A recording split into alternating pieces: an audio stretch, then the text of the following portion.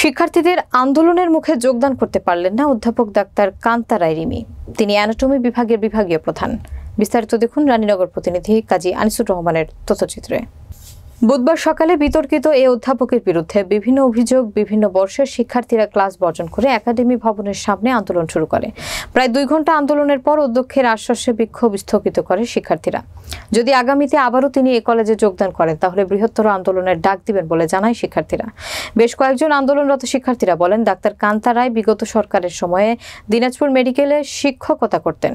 সেখানে শিক্ষার্থীদের সাথে নানা বৈষম্য করেছেন তিনি। ইন্টারভিউ রুমে শিক্ষার্থীদের হিজাব পরতে বারণ করতেন ডাক্তার কান্তা রায়। পাশাপাশি ভিন্ন মতের প্রতি বিদ্বেষী ছিলেন তিনি। এসব অভিযোগে রংপুর মেডিকেল কলেজ থেকে তাকে বদলি করা হয় দিনাজপুরে। সেখান থেকে আবারও তাকে নওগাঁয় বদলি করা হয়। যদি তিনি এই কলেজে যোগদান করেন তাহলে পরীক্ষায় অকৃতকার্য দেওয়া হবে।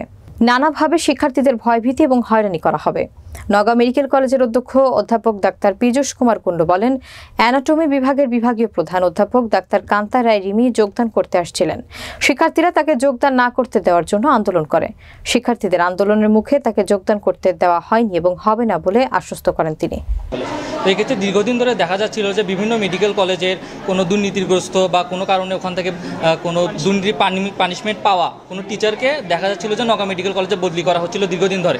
তো এক্ষেত্রে তারই প্রেক্ষিতে আমাদের দিনাজপুর মেডিকেল থেকেও কান্তা রায় রিমি ম্যামকে নওগাঁ মেডিকেল কলেজে বদলি করা হয়েছে। তিনি একজন অত্যন্ত বিতর্কিত ম্যাডাম, তার বিরুদ্ধে অনেক অভিযোগ আছে। তিনি তার পূর্ববর্তী যে মেডিকেল দিনাজপুর মেডিকেল থেকে তাকে বিতাড়িত করা হয়েছে তার বিতর্কিত কাজের কারণে। এমনকি রংপুর মেডিকেলেও তাকে বিতাড়িত করা হয়েছে একই কাজের কারণে।